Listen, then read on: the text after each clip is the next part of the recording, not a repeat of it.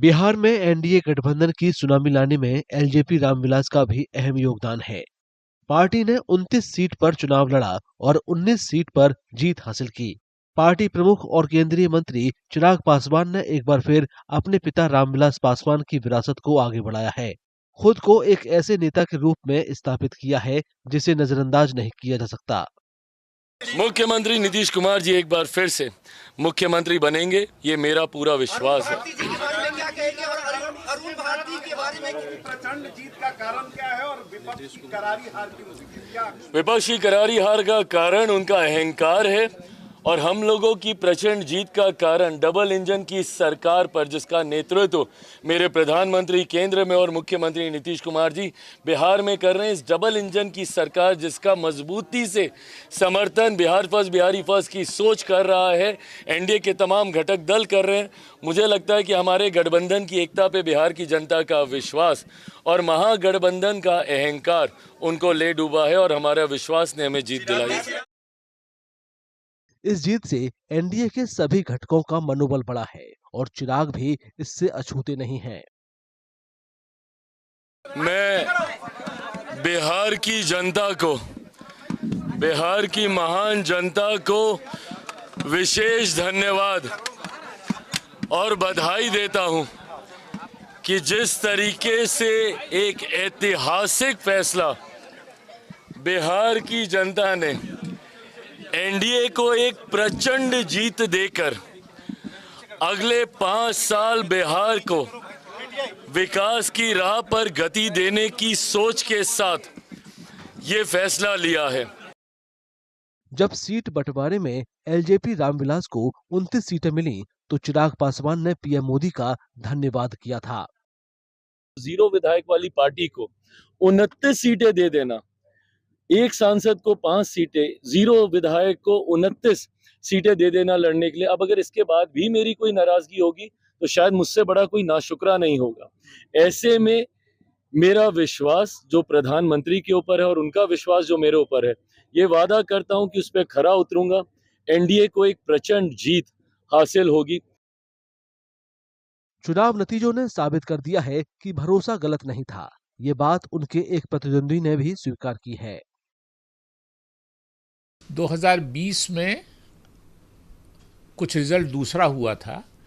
उसकी वजह ये थी कि चिराग पासवान ने लगभग 24 सीटें आरजेडी को दिला दी थी वोट काट के, जेडीयू का, नीतीश जी की पार्टी का, और लगभग 10 सीटें हम लोगों को मिल गई थी नीतीश जी की पार्टी का वोट काटने की वजह कर चिराग पासवान जी ने कैंडिडेट खड़ा कर दिया था।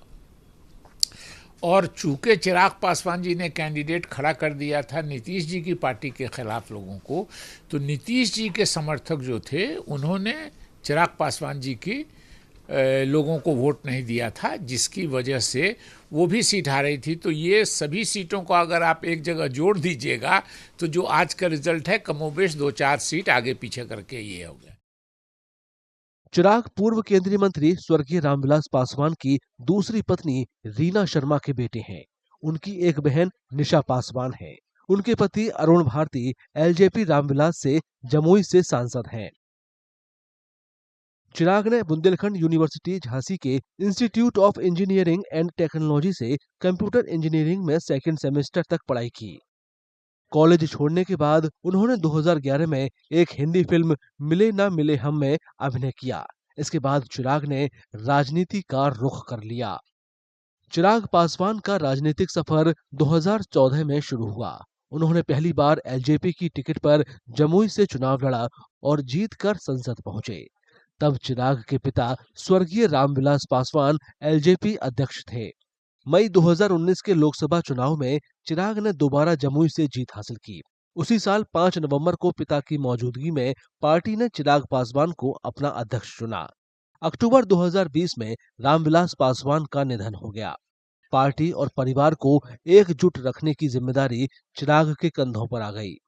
2019 में चिराग पासवान ने नीतीश कुमार पर लोकसभा चुनावों के दौरान एलजेपी रामविलास के उम्मीदवारों के खिलाफ साजिश करने का आरोप लगाया। इसके बाद 2020 विधानसभा चुनाव से पहले चिराग एनडीए से अलग हो गए।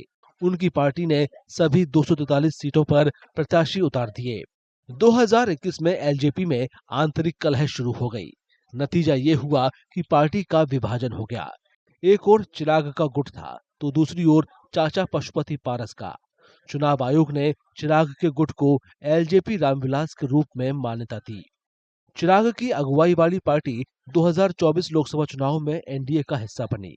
पार्टी ने 100% स्ट्राइक रेट के साथ सभी सीटों पर जीत हासिल की। उनके बिहार फर्स्ट बिहारी फर्स्ट के नारे का जनता पर अभूतपूर्व असर पड़ा। मैं ये मानता हूं कि मेरे पिता जहां कहीं होंगे बहुत खुश होंगे। उन्होंने आज से ठीक 20 साल पहले अपनी मेहनत से, अपने परिश्रम से पार्टी को नई ऊंचाइयों तक लेकर गए थे। विभिन्न कारणों से विधानसभा में पार्टी ने उसके बाद वैसा प्रदर्शन नहीं दोहरा पाई। लोकसभा में वी बीन कंसिस्टेंट। 2014 से निरंतरता में हम लोग बढ़िया स्ट्राइक रेट से हम लोग जीते हैं, बट विधानसभा में वैसा प्रदर्शन हम लोग दोबारा नहीं कर पाए। आज मैं मानता हूं कि मेरे पिता जहां कहीं होंगे खुश होंगे, अपने पार्टी के कार्यकर्ताओं को आशीर्वाद दे रहे होंगे और जो मेहनत हम सब ने की है उस पर जरूर वो हम सब पे प्रसन्न होंगे। मौजूदा चुनाव में चिराग के कंधे पर पिता की विरासत को संजोने और आगे बढ़ाने की जिम्मेदारी थी, जिसे उन्होंने बखूबी निभाया है। इस जीत ने ये साबित कर दिया है।